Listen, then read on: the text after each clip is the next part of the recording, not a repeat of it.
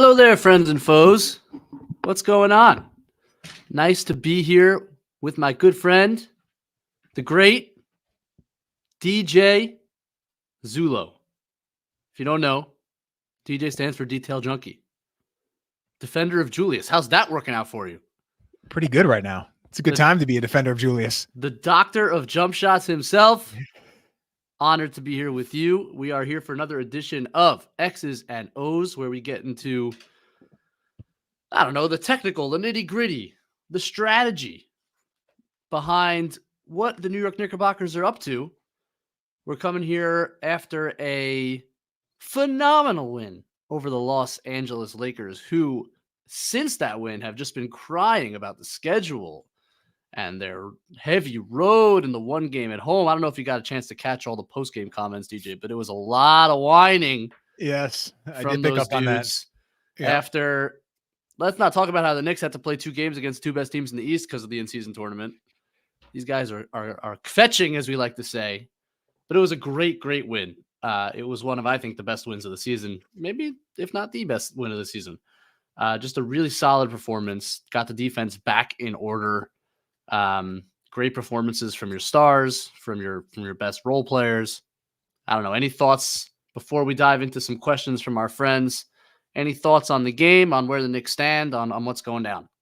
Yeah, well, first of all, I am battling a head cold at the moment, so I figured, if Julius can bloody and batter his way through a game last night and pull out a win, I can come through today and put the effort in and get through this. But kidding aside, it was probably my favorite win of the year. And you mentioned the defense. I think that alone, getting that back, and we could talk, specifics as we move along, but the Hartenstein performance, I mean, I watched it again this morning. It was as good a defensive performance as you're probably going to see beyond like your standard, like Adebayos and Gobert's, like your elite centers. I mean, he was as good as you're going to get beyond those guys.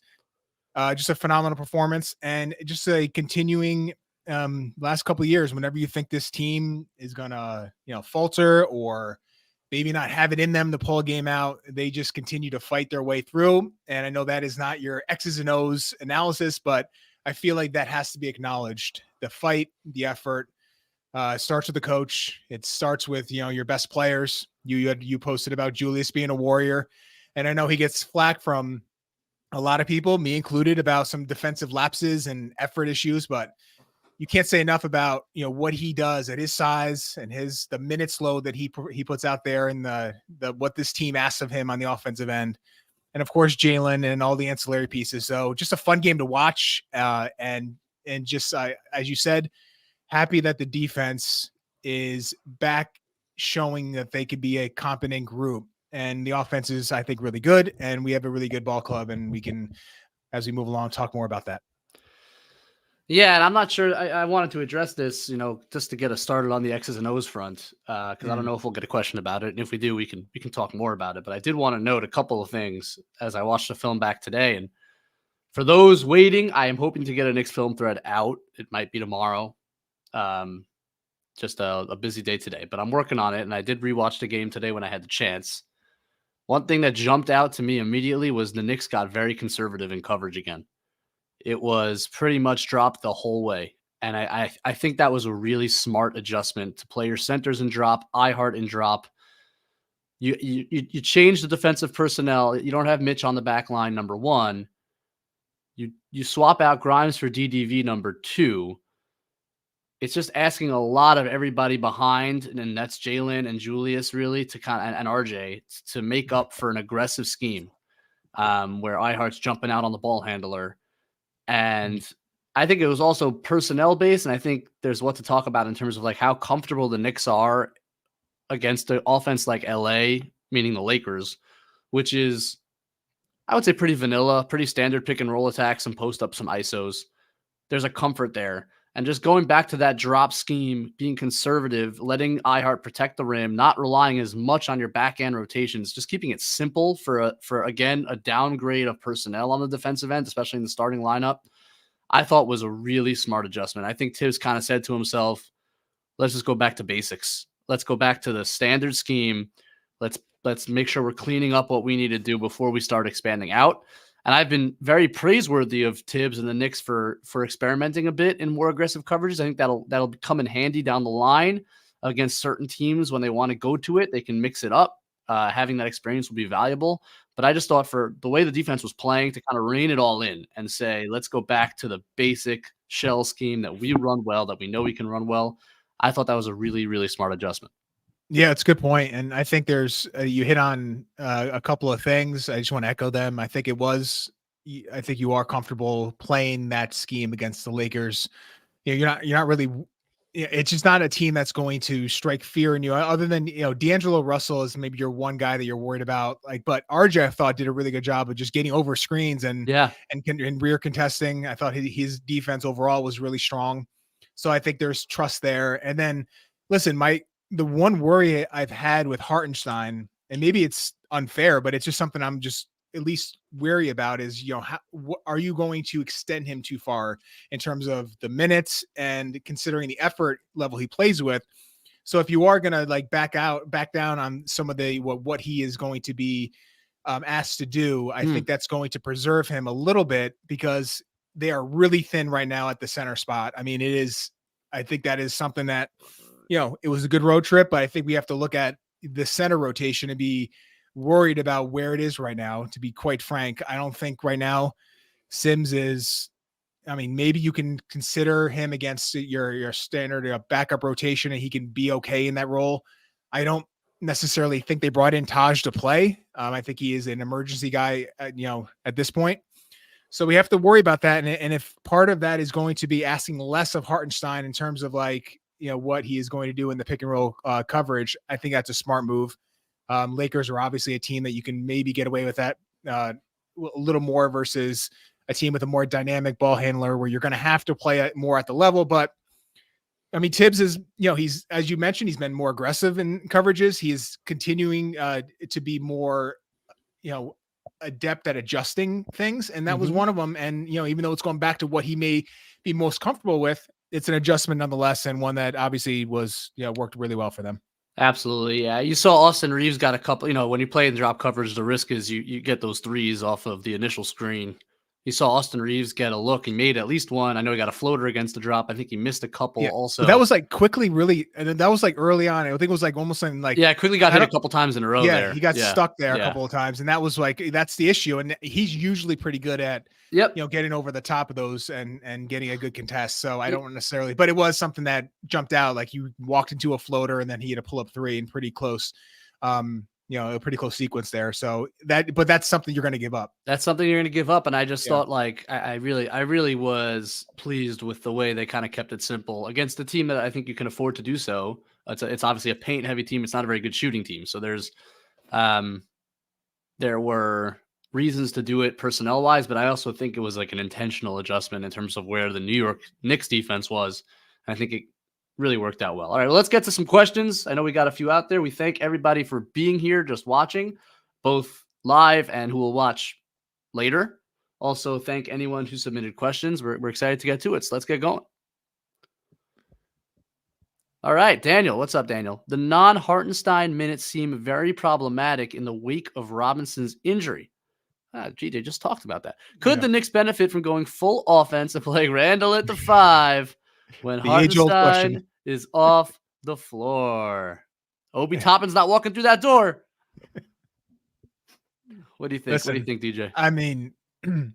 Could they benefit? There's probably a world now where they would be so good offensively with how Julius is playing that it could work, but there's zero indication that is something this coach is going to go to. The Taj was signed for a reason. And he played against the Lakers.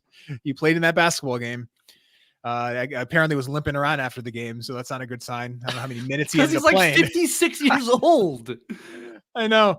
But listen, it's the big, to me, in the rotation right now, a team that, there's probably the too many guys issue, but there's just they don't have enough bodies right now at the center spot that is, competent and healthy. So it's a big issue. They're not going to go to Randall at the 5.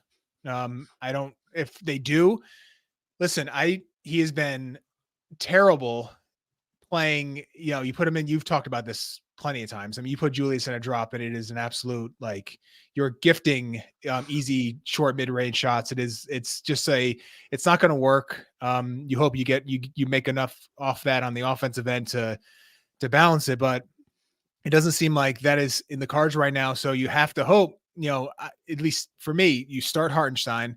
I think that has to happen. And then, assuming Sims isn't, going to come back in a day or two or game or two, maybe it's not a big injury, his ankle. Has there been any reporting, Andrew? Maybe you can weigh in. I haven't seen anything. I think he is questionable for. Oh, wow. So he's already questionable. Okay. Tomorrow, I believe. Yeah. Okay. Maybe Andrew can check me on that, but I think that he's questionable. That's correct. He's questionable for tomorrow and currently in a walking boot.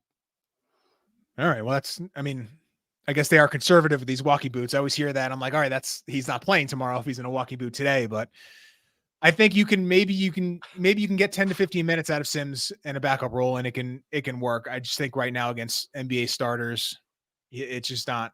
He's not there right now. I don't know if he'll ever get there. That's not for this show. But it's a concern. It's probably my biggest worry right now. For this team is how they're going to figure out a way to get themselves to when Mitch comes back, keeping Hartenstein healthy, keeping him playing well. And as you said, maybe that's backing off on some of the coverages, allowing Hartenstein to maybe not give as much effort on those defensive end, but he's a max effort guy. So that is going to be something that's up to the coach to figure out, but it's a concern. I can't deny. I think Daniel puts it really well. It's very problematic right now, where they're going when Hartenstein is not in the game. Yeah. I think with Sims, I don't think it's worked out against starters. Certainly. It's really tough. He hasn't played all year. And you threw him into a starter's role and you're playing against first units and really good ones. I mean, the strength of schedule has been unfortunate for Sims trying to get himself back in. Like, we didn't face any Charlottes or Washingtons or like kind of really standard teams with iffy centers that he could kind of get comfortable, and he just got thrown into the fire. It's like, hey, can you guard James Harden pick and rolls 30 times? That's crazy. And so I cut him some slack. I think I've seen enough from him, understanding that he's got some flaws. I think he's a rotation big or close to it. I think you can get away with it. I think the wise move would certainly be to put him on the bench and let him try to ease his way back into the flow of the season. It's, last year he got minutes much quicker. Mitch went down pretty early in the season, if I recall, and it was just easier, I think, for him to adjust. This is a lot. This is just asking a lot of a young guy who just got no time. So I am not giving up on Sims. I would send him to the second unit. That's number one. If he's unhealthy for whatever amount of time, I would try Taj on the second unit as well. And again, he's really old, and that first game back is not going to go well. He's been out of the league literally. As much as you can try to stay in game shape, it's never going to be the same as an NBA game. See what you have left. Maybe there's something there. I don't know if there is. As to Julius at the 5, to DJ's point, it's not going to happen because of the coach. We can have a different discussion as to whether it should happen, whether there should be some version of this team that plays 5 out in that way. I think the answer is probably yes, but what I will say in defense is the team is small. Like, it's one thing to play Randall at the 5 if you have a bunch of big wings that can help rebound, protect the rim, rotate behind. If you get switchy, like, at least you have length at several positions. Like, this team is like all 6'5" and other than RJ, who sometimes plays somewhat big and most of the times doesn't. Like, we saw what LeBron did to him twice last night, and both times he got in the post. So it's complicated. I don't know. Like, I think you'd have to be switchy if you put Randall at the 5, because that's he's better at that than he is at like drop or protecting the rim. But it's just a lot of small guys around that to compensate. So I worry about that configuration on this team, just because of how small they are. Now you're playing Brooklyn next. Brooklyn's an interesting team. They have been playing Daron Sharp as the backup 5. So they have been playing 5s, I think, pretty much throughout at least recent games, but they can theoretically certainly go small and play, 5 wings. They do have the wing size to do that. And if they do, it'll be interesting to see if Tibbs would pivot to Randall at the 5 if they go with like a Finney Smith at center kind of lineup or something like that. There you could possibly see it. But against any real 5, and Daron Sharp, for example, is a beast of a rebounder, so you actually want to have a 5 on the floor. I would doubt it. I don't think he's going to go to it, but just interesting to think about personnel wise. Brooklyn might be a team that you could do it against and get away with it. Tibbs' response will always be, then we're playing into their hands. They're good at that. We're not good at that. And we need to do our thing with our rebounding and cleaning up the boards. This has been a discussion for 3 years now. To DJ's point, it's all theoretical. Randall's not going to play the 5 unless they're down 20, and Tibbs is, quote, searching. So thanks for the question, Daniel. Yes, sir. You got this one, DJ. Yes. Jeff Ross 22. Thank you so much for that donation. Really appreciate that. With Randall playing at this high an offensive level, just flipping his and RJ's rotation so that one of him, Brunson, is on the court at all times makes sense. Playing them mostly together feels limiting. Benjy, why don't you go ahead and take that? Kick us off. Man, that's an interesting question. That's a really, really good question. The first thing that comes to mind is if you want RJ to have more on-ball reps, this is not the way to do that. Like RJ does get to kind of spread his wings a bit with the second unit and run more pick and roll and be featured. And that's kind of been the idea, I think, behind having him there. But that's not to say that it has to be that way. And like, has RJ really earned that so far? It's been uneven, I would say. What are the downsides? I mean, I think Randall would bristle at the idea of being taken out as early as RJ's taken out. I don't know if that would go over well. That's not to say that's necessarily a reason not to do it. I'm just, it's a likely result is Randall not being thrilled with the new rotation here. Mm-hmm. And then look, RJ gets in the game. It's kind of he's in a weird place, RJ, because sometimes he won't come back in after he gets taken out the second time. So he comes back in with the second unit, and then depending on how he plays, he's removed, and then he may never come back. And at the end of the quarter, Randall's going to have to come back. And then, like, what does the minute load look like? I mean, there are ways to configure it so that it works, but if it's exactly kind of an RJ for Randall swap, I would be worried about how those minutes shake out. It's an interesting suggestion. I get it. I don't know, DJ. Any additional thoughts? I'm working through it. Yeah, I think that RJ with the second unit, it's not been amazing efficiency, and but I will say if you have RJ on your roster, you have to figure out a way to provide him some opportunities. And it's they usually run like a play or two early in the game for him with the starters. That's kind of it, and then there are games sometimes when Jalen and Julius are really trying to get theirs, and it's typically when they're not playing their best, but it does happen. And RJ is sort of like an afterthought in a way that is not conducive to him getting any sort of rhythm. So I think he needs, if he's going to be on your team and he's going to be in your rotation, I think he is best suited to play with that second unit. I don't necessarily love Julius as much. I'm trying to think this through. Like, is that taking advantage of like Julius's strengths right now? He's playing basically the whole first quarter.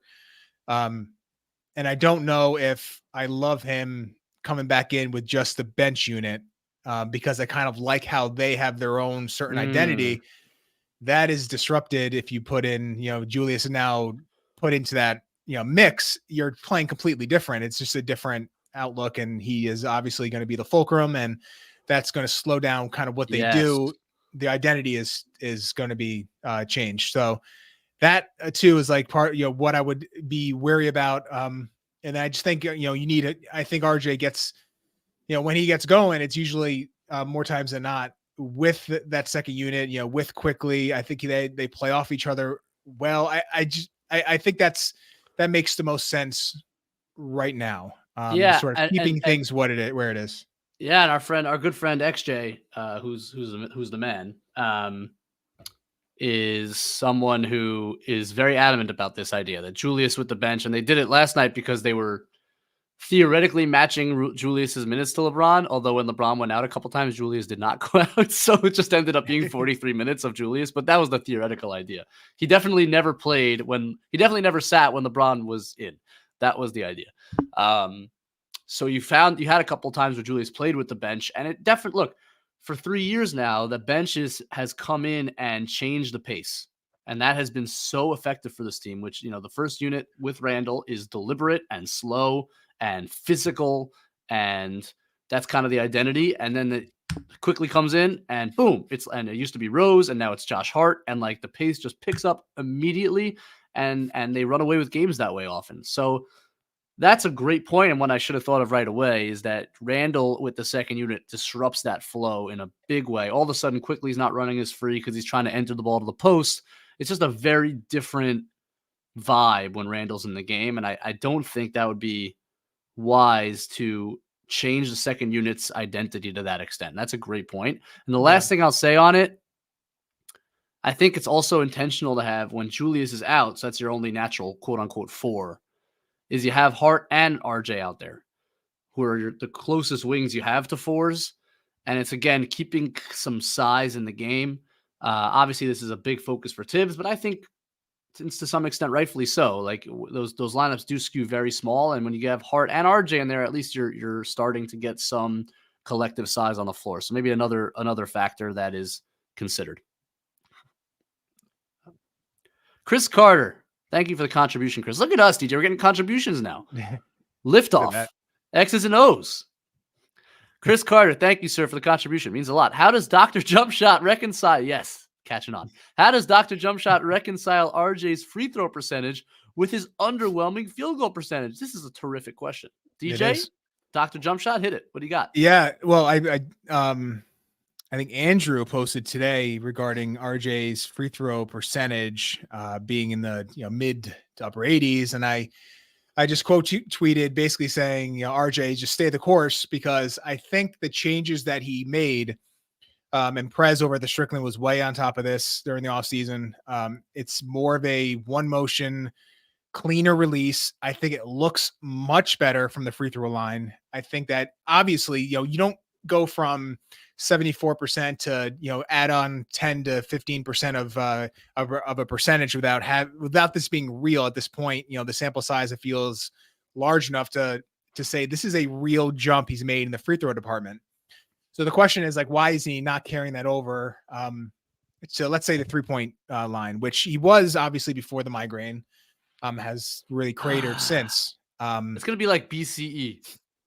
Before migraine. Yeah, right. It's gonna be like the demarcation point of his career. I fear. We need like a one of those. What do you call that when you have like the interviews of everyone?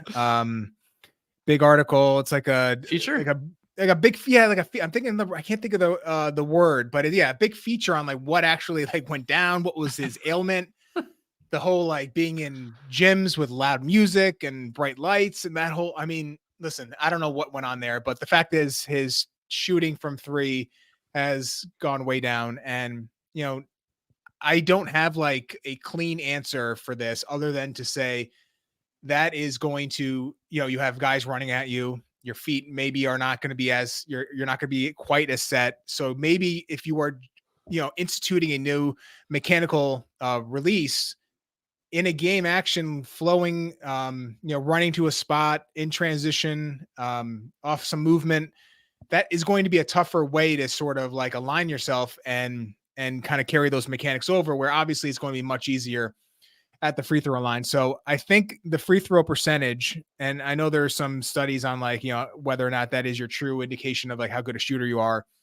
I don't necessarily know how that carries over in like a, at this stage of a career, when you have a jump like this on the free throw line, if that is as, clean a indication that you're going to be a good 3-point shooter. But if I'm the Knicks and I'm RJ and I'm his trainer and I'm, the folks that, influence him outside of the Knicks, I would just say to stay the course. I feel like there's been the free throw percentage is strong enough to say, all right, we're getting good results from there. That is a theory of the case. Let's keep going. And let's hope that whatever is happening outside the free throw line can be fixed with more repetition. I feel like that needs to sort of be the mindset, because RJ is a guy that's changed his form 3 or 4 times since his Duke days. And that is a lot for a guy that is 23 years old to do that. So to me, stay the course, continue doing what you're doing. The fact of the matter is he's making shots when he's open at a reasonable clip. It's when he is guarded where the mechanics get all out of whack. His align. If you watch his feet when he's guarded, it's, he never lands in the same spot ever. But when he has time to sort of set himself, especially from the corners, the right corner specifically, it can look pretty good. And he's made a pretty decent percentage of his open threes. But to me, the free throw percentage is, real and something that I think you need to sort of like, if you're going to support this player, you need to continue to be in his ear. Like, all right, whatever change we made is working in this specific area that matters a lot. So continue doing everything that you're doing, and hopefully that translates to other areas of shooting, because I feel like there's probably enough of a sample size to say the free throw is going to continue at this level, maybe not 85%, but maybe in the 80s, somewhere low 80s. And I think that's an important number for him to be at. And I feel like there's enough there to continue moving in this direction of like staying the course. Yeah, look, he's still shooting. Hold on, let me double check this because I just checked it today. He's still shooting 43% on corner threes. He's at 29% on non-corner threes.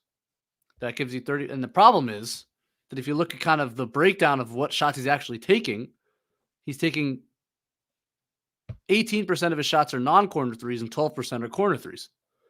And look, like it often is with RJ, I think some of it is, it's not just like how the shot is progressing. It's like shot selection.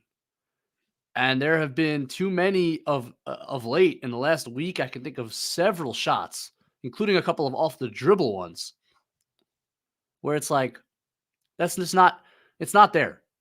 Like, we're X amount of years in now, and you're not going to be an off the dribble 3-point shooter. Like, in rare instances, if guys go super far under and you feel like, I get it, but the shot selection is going to impact the percentage. He's still shooting really well from the corners. Like, crush that. Keep going. Open in the corner, shoot the basketball every time. I never want him hesitating on a corner three. Above the break, it's got to be really open, to your point. It's got to be open. Otherwise, pass it up. Move it. Like, to me, almost always it's process with RJ. Like, the understanding limitations, because he's a limited player. There are things he's not great at, and he's never going to be great at. He's not a great athlete. He's not a great shooter. Those things aren't going to change. Like, but you can get better by changing your process. And that, to me, is the key. And I thought against, who was it? Against Phoenix, it was lovely. Loved his process. Against LA, I mostly liked his process. He's gotten a lot better at counters off the dribble, transition moves, euros, using his 2 steps, like stuff he's gotten a lot better at with the shooting. And holy crap, credit to the dude for becoming a really good free throw shooter. He looks automatic. That's crazy. That's amazing improvement. And yes, I do think it'll translate to the shooting, but the right shooting, the right shots.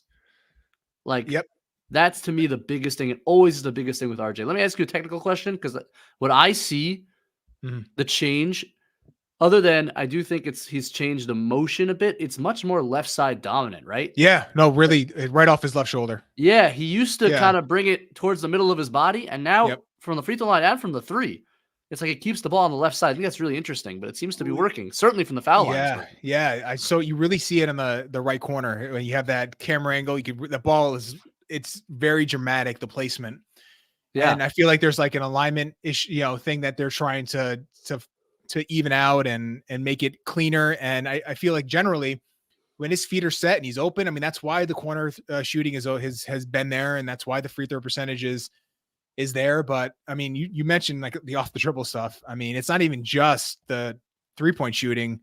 I mean, Synergy has him 8 for 31 on off the dribble 2s.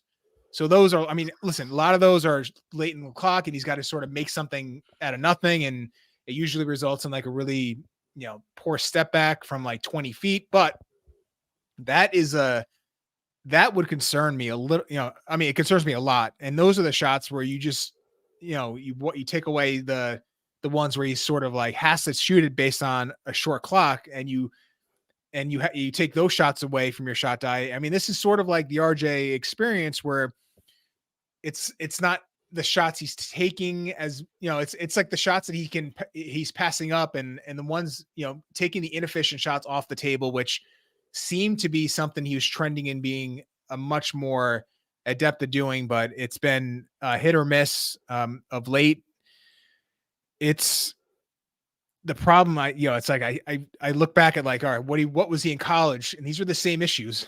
Yeah. He just was like so much stronger. This is who he is, man. And that's being who you are doesn't mean you can't get better.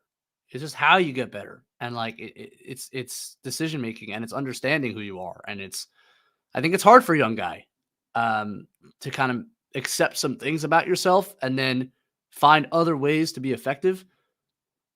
He made such a simple play last night and I said his process was good last night. I forgot his first half process was horrendous. His second half was pretty good. His first half was horrible. He made one simple play in the second half where he got a post touch, took one dribble in, quick dig, kicked it out to Grimes, made a three. You know what I'm talking about? Like, It is amazing because he does attract attention in the paint, because he does get into the paint, because he is strong as hell, because he has developed certain things. He gets to the line. Like, he's dangerous in there, but you have to leverage it in the right way. One simple dribble into the paint and a kick out to your shooter. Like, that stuff, man. I know this is not the question Chris asked, but it's good. We have to get out our RJ thoughts. Thank you, Chris. What do we got next? Whoa. All right. That is a lot of red. Whoa! That's a lot of zeros. Spencer hit the wrong button. Spencer, thanks, bud. Holy cow. Wow. That's extraordinarily generous. Thank you so much. Wow. Andrew We're on the warned rise. us DJ, that we were not going to be ready for the super chat. We're that was coming trending next. up, DJ. Yes. Look at us. Hit it, man. Take All right. Spencer's generous Spencer, donation. Thank you so much. I appreciate that. As just awesome. Moving forward, do you think Hartenstein might be a better option than Mitch as a starting center, since Hartenstein has more offensive versatility and isn't injured as often, or is Mitch's defense and rebounding too important? So I took the first one. I took the last one first. So why don't you? And that is a $100 question if I ever saw one. Yes, man. Go ahead, Benjy. What do you say to this? Spencer, my hero. I was just thinking about this question because I was going to focus a lot on real quick, Benjy. Oh, yeah. There's a part two to it. He wants to clarify. This is like if Mitch was off the team completely. Yeah, I got him. Out. Okay, that's where I was going with it. Thank you. Yeah, he could clarify a bunch of times if he wants. 100% agree. Spencer, yes. You want to come on live, Spencer? Man, yeah. DJ put out, well, I'll let TJ speak to this, but he put out a really important tweet today that I'll let him speak to. But man, there are things that Hartenstein does that provides versatility and space to this offense that is needed. And it makes a huge difference. I think especially to Julius, which I'll let DJ speak to, but to everybody. And not that he's shooting threes, because he's not. He was the stretch center that was promised, but he is not that. But what he does is he is a really intelligent mover and cutter.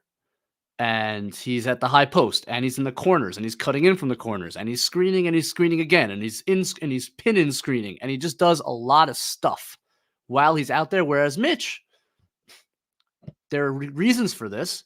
Mitch is mostly, if he's not screening, he's going to be in the dunker spot all the time, and that clogs your offense a lot. Now, you get a lot of offensive rebounds that way. Mitch is the best in the world at it, but what the space that Hartenstein affords this offense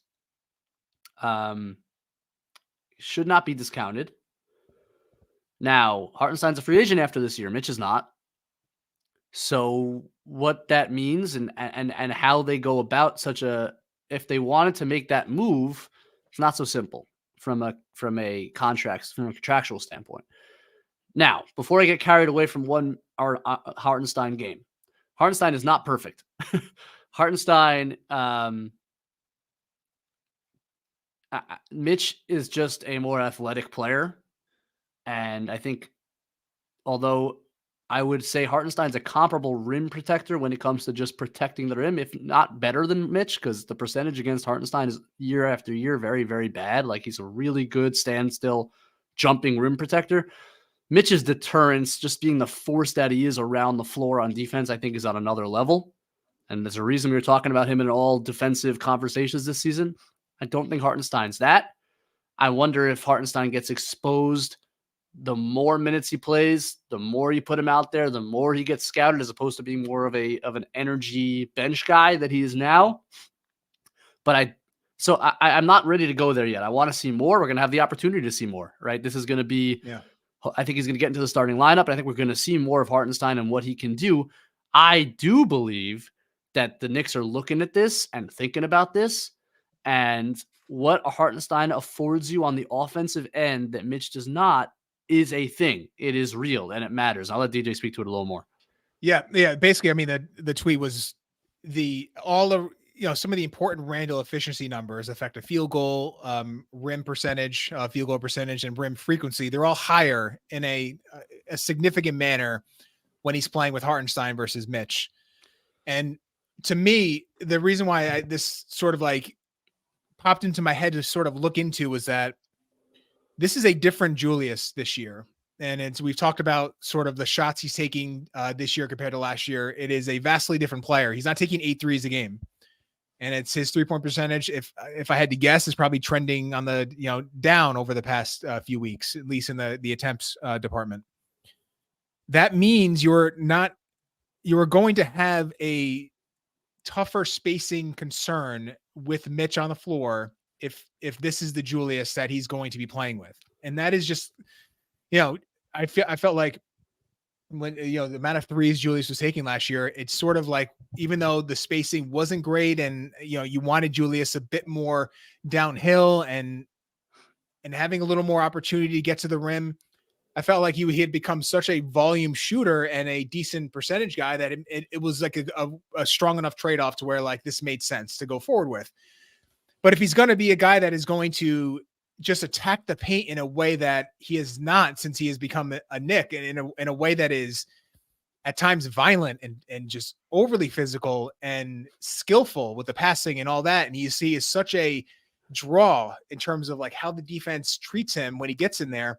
The word is beastful. He's beastful. He is he is beastful. He is playing in a way that, it was like that. I've talked about this game a dozen times, but the game 5 where he got hurt against Cleveland, where in that first half and then the second half until he got hurt, where he decided that he was going through the chest of Mobley on every play and he had no chance to defend him. It was like, it almost feels like that was a wake up call to him. Like, all right, I have this in me to do this. And listen, the dump off attempts to Mitch, they can work at times, but there's the catching of the ball issue where Julius, he doesn't have the best touch on those passes and Mitch doesn't have the best hands in those. So it's not really the optimum pairing in terms of like taking advantage of Mitch at the dunker spot, cutting to the rim when Julius is in the paint. So that is something that, listen, the sample size is probably small enough to where, you can maybe say this is not so relevant to worry about, but it's something that I'm going to just keep an eye on as we move forward. The other thing that Hartenstein does in terms of like providing spacing is that the Knicks can throw him in the opposite corner, throw him the ball. And yes, he's not going to be guarded out there, but he can catch the ball and go right into a DHO. That one yesterday with Quickly, where it was like, he had that, like, I don't know if he went between the legs, but it was like a little bit. Yeah, I thought he did initially too, but I looked the film. He didn't. I know. He's kind of slipped it behind him. Like right. That. It wasn't quite the C-Web, but it was close enough. And it was a Quickly. And the Embiid these days, who's doing it to Max. He does it. I mean, all the time. Yeah. That is, speaking of that is a duo that is just, I don't know how you guard them, but it's the next podcast, so we'll stick with them.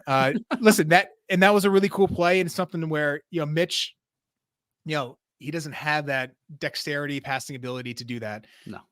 The Heat do it all the time with Adebayo. They'll put him in that corner. It's like you have all that freedom, and then if you're coming off that DHO, the help is obviously going to be in the paint because they're not guarding Bam out there or whatever center you're throwing in that spot. It's an area, actually, I think they could use Sims in that role, maybe a little bit. They did last year. Sims did a little bit of that last year. Mm-hmm. Yeah. So I think that's a way to maybe take advantage of the fact that he's not going to be guarding that spot. But there's just certain things that you talked about. I mean, Hartenstein just has that, his movement, it's shortcuts, but it's like he finds these little cracks in the defense to be like a really good outlet when things get a little muddied and he has to just catch that ball and, maybe reset and find a shooter. But he's just a really effective offensive player, and the floater game is really kind of dried up for him. And I was literally about to say, you read my mind. It's abandoned him, because that used to be a real big part of his game, and it's gone. But theoretically, could be another part of an element that he provides. Right, exactly. So I don't know if that's like purposeful, if he's just decided that it's not a shot that he's comfortable taking. But I would like the Knicks never pass the ball to their centers, so I mean, every time Jalen does, I do think of you when he hits iHeart on a little dump had one last night. What do you know? Julius cutting to the rim for a bucket. Yeah, and they trapped Jalen, and I get it. It's tough for Jalen because he's very small. Mm-hmm. Got to find a way, and they try to short it by getting an outlet for him. But if you can hit iHeart directly, you don't take advantage of it. If you can hit iHeart directly on that blitz, man, you're breaking down the defense. It's over. Like, he's going to find an open shot for somebody. Yeah. He's just got to figure out, and it's something you work on. Up fakes, bounce passes, lobbing it over the top, whatever you got to do. That's going to be a big part, and to kind of really take advantage of what iHeart provides is you got to find him. Yep, and he's good enough to where he can put the ball on the floor and finish. I trust him, putting the ball on the floor and making a move in a way that's, I feel like is it'll work out for him versus, Mitch obviously is going to have to be a catch and finish guy with space around him. But it's it's definitely a worthy thing to consider, what this offense looks like and what this, if he can provide enough on the defensive end. But he's just a really good center, and I hope the Knicks figure out a way to bring him back next year with Mitch and have this two-headed center, because I think you need a really good backup with Mitch, and obviously with the injury concerns and all that. And there's just not a lot of guys at Hartenstein's level that provide that value at his whatever number he's going to have. I'm sure it's going to be a reasonable number. He's going to get a raise, but it's not going to be I don't think the Knicks are going to look at whatever he's going to be looking for as, I don't think they're going to be disgusted by the number. I feel like they can figure out a way to make it happen. And and look, it's an over the cap team. So like it's not like you're saving cap space. Like, right, that's an asset that you don't want to lose for nothing. So they're going to want to re-sign him. Is there a starting option out there somewhere for him? I don't think that's crazy. Like, I mean, I always thought he'd be an amazing fit in Golden State. I don't know. They don't have any money to spend, but if they could find a way, sign and trade some way to get him, I'm sure they'd be interested as an obvious kind of team, but I don't know. There might be a starting position out there. Maybe that's something that he wants, but the Knicks will be interested in keeping him. And I just want to say one more thing, and then I'm going to have to run. I'm going to let DJ take over this whole party over here. But Spencer deserves more time on this question. So I'm going to just say one more thing about it. Jalen Brunson has not proven the ability to throw lobs. He does it maybe one out of every 10 games. He'll hit Mitch on a lob. And that's really Mitch's only finishing option. Sometimes you can hit him with like a direct pass into his stomach on like a drop-off pass and he'll finish. But there isn't really much finishing versatility. What Jalen Brunson has shown the ability to do, and he's gaining more confidence in it, is hit Hartenstein with a pocket pass. And now this, like on a pick and roll. And now, like, this is obvious, but he's short, man. Like, it's hard to find that lob when you're amongst the trees. It's much easier to hit a pocket pass when you can see the guy next to you. So, like, that's another element where you're pick and roll. All of a sudden, you can actually involve your center. And I don't know, I think there's still room to grow there for Brunson in terms of throwing lobs, but it's probably never going to be a strength. RJ is the only one that ever throws it. So just another thing to think about in terms of your pick and roll attack and how more versatile you can be. You can hit iHeart earlier on the pocket, and he can either finish or make a pass. All right, DJ, my friend, this was a pleasure. This was a lot of fun. Sir. Thank you all again. I'm going to let DJ take over. You're in good hands. Peace. Later, buddy. All right, Andrew, what we got next? Ben Kim Gervey, thank you so much for the question. At one point, does the lineup data overwhelmingly indicating IQ should play starters minutes become so incredibly obvious, we act on it? So I will say, as someone who has been a bit of an IQ skeptic, especially starting him with Jalen, I am swayable in this area because, as Ben mentions, the lineup data, and I haven't looked recently at it, but clearly IQ and Brunson as a pairing, at least by the lineup data, works out as a positive unit or positive pairing. My issue is like, all right, how do you deal with some of the size concerns? Are there teams where you just can't play them? Like, I don't see a world where you play them against Boston against their size and it work out. But I mean, you can sway me and say, listen, Quickly is good enough off the ball as a defender, and he provides enough offensively to where it is worth the attempt. The point is, he should be playing more. And this is, again, coming from someone who is not, if I had to, put myself on a scale of like the Quickly stands and like the deniers, like I am sort of in the middle, maybe closer to the Quickly stands, but certainly there are some things in his game that I have some concerns about, especially in the playoffs, that there's some questions he's going to have to answer. But listen, the fact that he's playing the amount of minutes he's playing, I don't know what the number is exactly, but it's in the 20s. It's not reasonable right now. He was fantastic against the Lakers last night. He came in the game, was the spark plug he has been since he's put on a Knicks uniform. He changed the game. I didn't love his defense at certain points, but listen, he provided a lot offensively, especially in that first half. And his shooting ability, while I think is a tad overrated, like, he has a great reputation as a shooter. I don't know if he is if you look at the numbers, he doesn't necessarily rate as an elite shooter, but he's a fantastic shooter. There are some concerns with like how he shoots, off movement.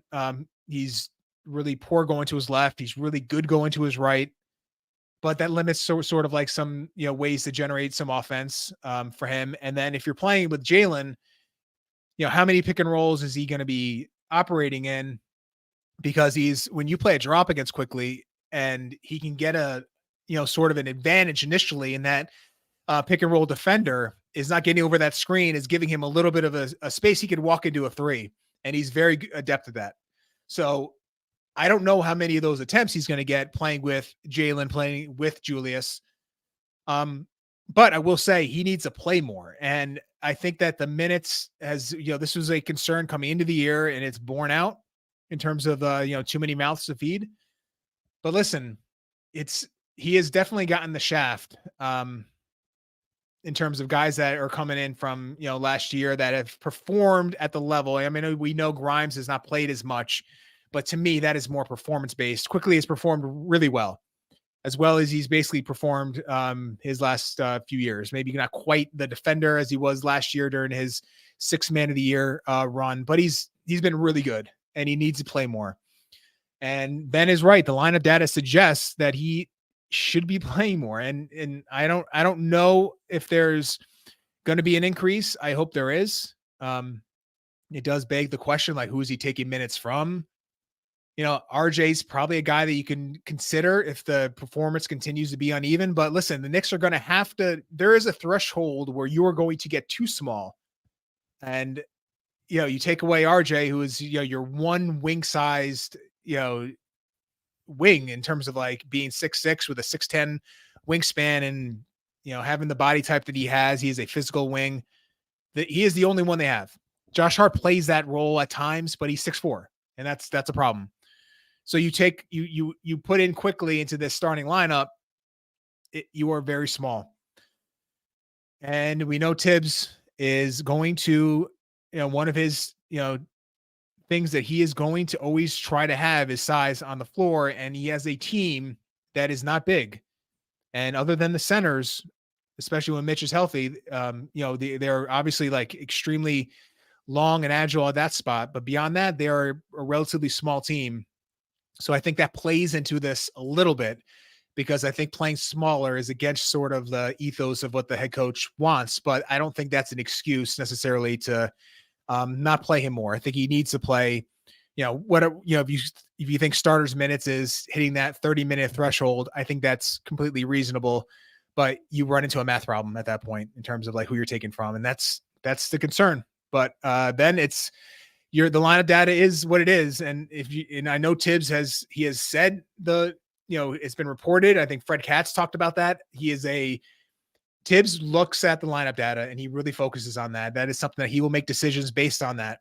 So let's see if that changes, because Quickly at this point needs to be playing more. So we agree in that regard. So thank you so much, Ben.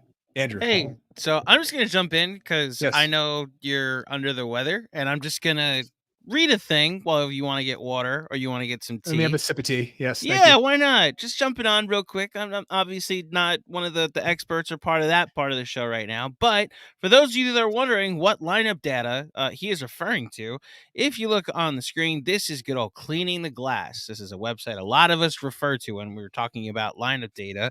And this is the lineup data when Emmanuel Quickly is on with Jalen Brunson. So that's a lot of orange. And what it shows that in 619 possessions together, Emmanuel Quickly and Jalen Brunson are plus 13.9, which is a very good number. The 96th percentile. They're good for 126.3 points per 100 possession, which is the 98th percentile, the top 3% of the league. And then if you're looking at the defense, they allow 112.5 points per 100 possession, which is the 72nd percentile in the league. So there's multiple lineups with iHeart and with Mitchell Robinson. Yeah. So either center. With either center, the one thing I will point out is just how elite it is when you go to Josh Hart, because those first two lineups underneath both have Josh Hart at the 3, and it's plus 20 when you go to Josh Hart, adding it to it. And then these two lineups that they've been blitzing teams with that I've brought up a lot on the post games lately, plus 32 with Josh Hart at the 3 when it's iHeart at center, and plus 28 when Mitch was around. So it's hard to argue it, right? I mean, it's their best lineup. Those four are their best combo, but it's specifically when you go IQ and Hart together, it's pretty great. And if for those that are curious, I'll just throw RJ in there and show you what it looks like. Because in case we're just talking about IQ here, right? So let's talk about when RJ plays with it. Plus 25.7. So it's just as awesome. Now it's only 89 possessions, so we need a larger sample size probably to make a conclusion. But so far, 100th percentile in both on-off or point differential and then points per 100 possession when you have Emmanuel Quickly, Jalen Brunson, RJ Barrett, Julius Randle, and a center on the court together. It's almost like Quickly has a positive impact when he plays. You would think that's what this proves. It appears to be the conclusion from this lineup data that Ben is referring to. Yes. So, okay, I'll give you two more. Okay. Yeah. He needs to play more. So yes, let's see if we can figure out how to way to make that happen. So here's a quick one. Here's a quick one. I got to find it. Someone asked if you're interested in Nerlens Noel as a potential emergency center you want to sign. Tim Smith asked that. I am not, Tim. Thank you so much for the question. I am. I didn't love the Nerlens experience after signing that extension with the Knicks. So a first full year after the We Here season. Listen, he's not a guy that relies so much on athleticism and leaping ability. And he's getting up there in age, a lot of injuries. I don't think he is. I'd rather just stick with Sims, figure out if you could tape Taj enough together to get him out there for a few minutes a night. But I don't think Nerlens is the answer, Tim, unfortunately. I don't even know where Nerlens is right now. Is he playing somewhere? He is a free agent, an available free agent if you'd like. Not my cup of tea, Nerlens right now. And then last one. Sean with a W. Thank you so much for the donation. That is really generous of you. Is it vital to match Jew's minutes with powerful fours? Yeah, I think that the one, and I will say this about Josh Hart. I feel like the 4 minutes with him has been, I wouldn't say a non-issue, but I don't think it's been a major concern of mine. But I will say, and I just saw it, funny enough, I saw this more with Team USA because he played a lot of 4 for them against teams that had a lot more size, generally speaking, and I felt like he struggled a lot. So I do think that it is imperative if you're going to play against powerful 4s, to have Juke sort of matching minutes there. I saw you if you watch the Milwaukee last Milwaukee game, I think Portis had at least 2 or 3 post-ups against Josh Hart and just sort of walked him down into the paint, righty jump hook, really no resistance. Listen, he's 6'4". Josh Hart, it is a concern, but I feel like against most teams, this is a completely reasonable decision to go with him as your nominal backup 4. I feel like against, you add in his ability to move and transition, playing that 4 position, I feel like has been a value for this team as he has got himself back into the mix with some more rhythm. But yeah, there are going to be matchups where it is going to be an issue. That is probably why against the Lakers with LeBron and AD that you saw Julius play as many minutes as he did. They are big and strong, but they're also like one of the few teams that have that sort of physicality that can put the pressure on you to have Julius sort of matching in that way. But yeah, I think that Julius's ability, and this is one of the things about Randle as a defender that it gets lost a little bit. Definitely a negative defender, but there's one thing about him is that it is very hard to post him up and to, he is so big and so strong that he just takes things away off the table that you could do to him offensively. So that alone is, sort of like sets the floor of his defense a little higher than maybe you would think. But yeah, there are going to be times where Josh Hart is just going to be too small. And that is something, against, certain teams that is going to be an issue as they move forward. But generally speaking, there are a lot of teams that play, relatively small or have sort of big wings playing the 4. You look at Toronto. I mean, they don't have they have a bunch of like large wings, but not necessarily that bruising power forward that is going to take advantage of you in that way. So to me, it's obviously game to game. You do have, and I talked about like having a threshold of size where if you put in quickly, like against certain teams, I feel like it gets a little tough. Boston, I mentioned, against with Josh Hart, I think there's going to be times, Milwaukee's a good example where he's just going to be really small and you're going to have to like figure out a way to when in the non-Julius minutes to help him out. And if that means doubling the post, which Tibbs is, he is not one to do, you do that. But that is a rare occurrence right now in terms of, issue guys, teams that could take advantage of Josh Hart as your backup 4. Most teams do not have a 4 as their backup that is going to take advantage of Josh Hart in that way. And there was a couple of plays against the Lakers where Hachimura, who is a bigger wing, Hart did a really good job of getting underneath him. He used his leg strength and his, sort of like his ability to get lower and his center of gravity to make a couple of turnaround jump shots a little bit tougher, got really into his body and just made the looks harder. That's something he could do. And I feel like the Hart performance this year, since that sort of like airing of the, concerns early in the season, he has been really good. I'm really glad to have him on this roster. I feel like he is just a heady, smart, good ball player that makes everyone better. And he's a really good passer, obviously really good in transition. And when he shoots the ball, when he's open, he's actually he's a pretty good shooter. Well, I don't want to say really good, but he's a pretty good shooter. He makes a decent amount of shots when he's got some time to pull the trigger. Obviously the release is a little long. And I think that plays into some of the, the record scratching issues that he has been prone to have, but definitely something to monitor against some teams. It's going to be something that, the Knicks are going to have to figure out, but in the playoffs, Julius is playing 38 minutes, probably closer to 38 minutes. So, how much of an issue is this? Might not be that big of a deal. So, but thank you, Sean. I really appreciate that for the donation and great job on the post game with Andrew. The other night, you guys stayed late into the next day to recap a thrilling Knicks victory in LA, but they are back on the East Coast, Andrew, so we can sort of catch our breath a little Finally, Yes. The Knicks will play a game and we will do a post game on the same day that post game and that game takes place. Yes.